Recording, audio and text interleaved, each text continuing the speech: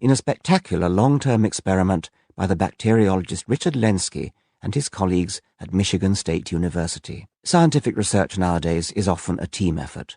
In what follows, I may sometimes use the name Lenski for brevity, but you should read it as Lenski and the colleagues and students in his lab. As we shall see, the Lenski experiments are distressing to creationists, and for a very good reason. They are a beautiful demonstration of evolution in action. Something it is hard to laugh off, even when your motivation to do so is very strong. And the motivation for dyed-in-the-wool creationists is very strong indeed. We actually look at, are you familiar with Lenski's experiment? Like, what do you know about Lenski experiment, the Lenski E. coli experiment, Snake? Well, there were populations that improved their overall fitness and some populations that did not, that went extinct. In a narrow sense, there were some adaptations observed. In all 12 experimental populations, the functional bacterial genome size has shrunk. Like, there's literally less total information. You know, they've actually lost genes for adaptive purposes, but at the end of the day, the net effect in the long run is degeneration. So I understand that according to your philosophy that's still evolution. Sorry, is that in the study that there's degeneration? Yes. It talks about that for every single population. The 12 experimental populations, the functional bacterial genome has shrunk. It is documented, and a lot of it was due to loss of biological functions, reductive evolution is known in bacteria. You can look for papers, reductive evolution in bacteria, and you'll get a ton of papers. Bacteria are just known to do that. You know, they'll lose genes, especially in artificial environments, you know, genes that are not necessary in that environment. They'll adapt by losing genes. It's adaptive optimization. But to be honest with you, it's eventually stasis. I think it's called escape from adaptive conflict. Matt, am I using that term correctly? Yeah, exactly. That's when a gene usually has about 4 to 5 different functions, but it drops and reduces itself to just one. Yeah, that's kind of what the bacteria did, because now those bacteria in Lenski's experiment, they were only fed one type of food, so they got lazy. They actually don't move, and they can never live in their original environment like the other bacteria can again. All bad for them. So Snake, you love, great points, Matt. You love to go to the fossil record, you know, to validate, you know, universal common ancestry. But if we look at the long-term E. coli experiment, I think it's more than 60,000 generations now. Matt, what is it? About 100,000 generations now? More. Yeah. It's way up there. It's approaching almost 2 million years of human evolution. So what's funny is this famous evolutionary experiment, okay, proves that in deep time, which you're looking to, Snake, when you look to the fossil record, even given a model population that should be optimal for validating evolution, proves that populations don't evolve, and instead they devolve. So I understand that you stand by your philosophy, but based on this real-time observable experiment, it's science fiction.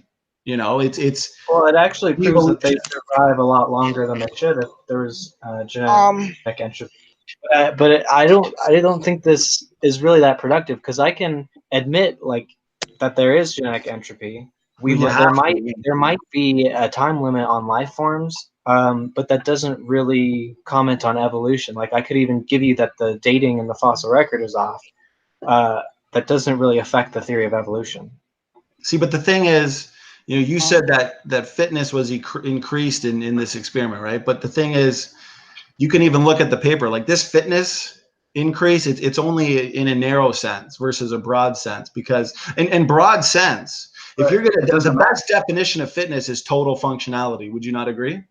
That seems kind of like a word salad.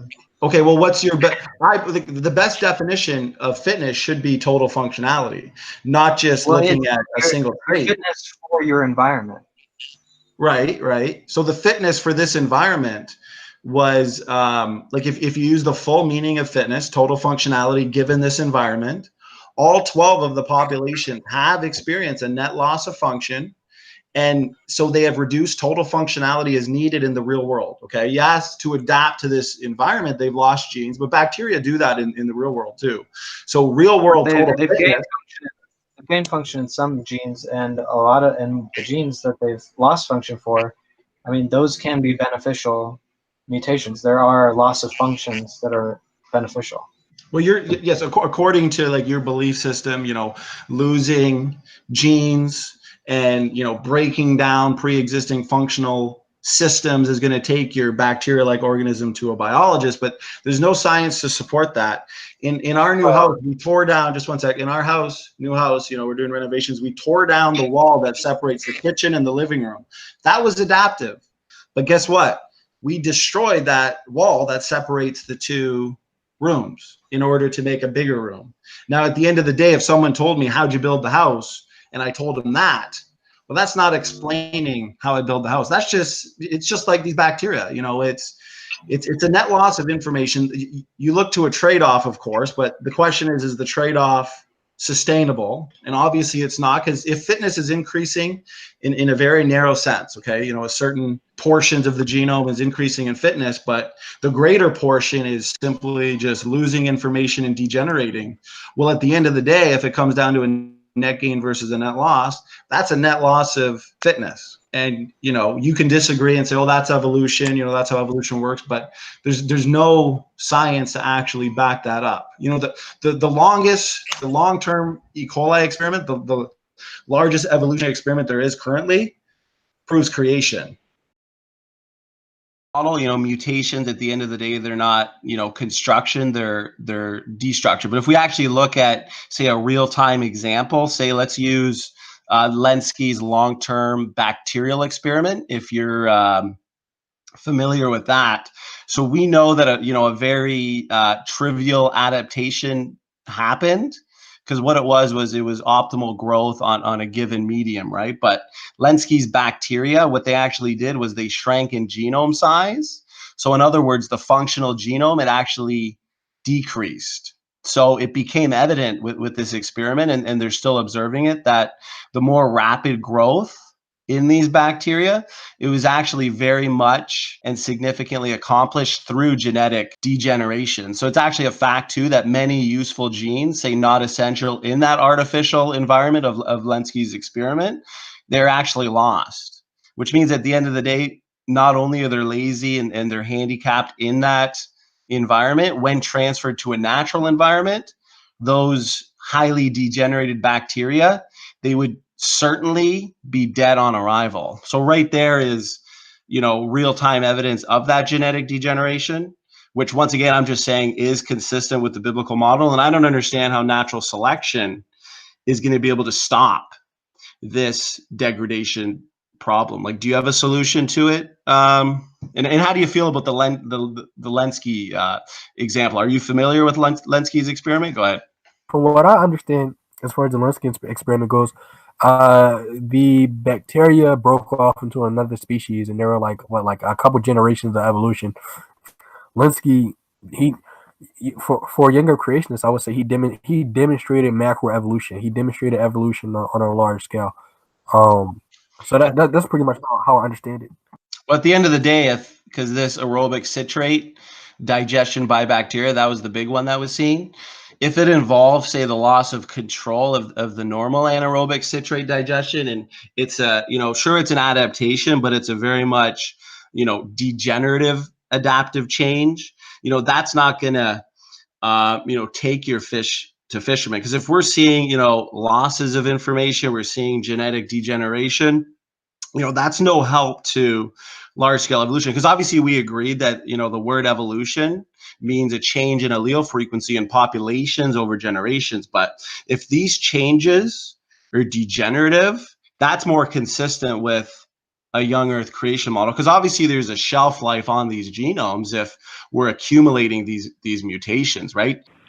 Right. Now going back to Richard Dawkins, does he ever give any examples of evolution producing more information, more complexity, with random mutations producing more information or complexity? Well, he was once stumped on that very issue, and that's quite a well-known video clip. And it really was, as the video clip looked, he could not answer that question of where the new information came from. And even the examples he now gives, like bacteria that can digest citrate, which they couldn't before. But it turns out they always had the ability to digest citrate, but most of the time that ability was turned off because it would waste resources to do that, and it's turned on only if in an absence of oxygen, because if you've got oxygen, you may as well do something else for energy. No point wasting citrate, which is low efficiency. But what happened with these new bacteria is that control switch got damaged, and the citrate eating was turned on perpetually. Now that means that if there was nothing else to eat besides citrate, these bacteria would thrive. But again, it's still a downhill change. It's not a new ability. It's actually a loss of the switch that normally turns off that thing. So imagine your car, if you have a car alarm. Now, if you had a switch that only turned on when the car was disturbed, well, that's the way it should be. But what if the switch was was broken and the alarm sounded continuously?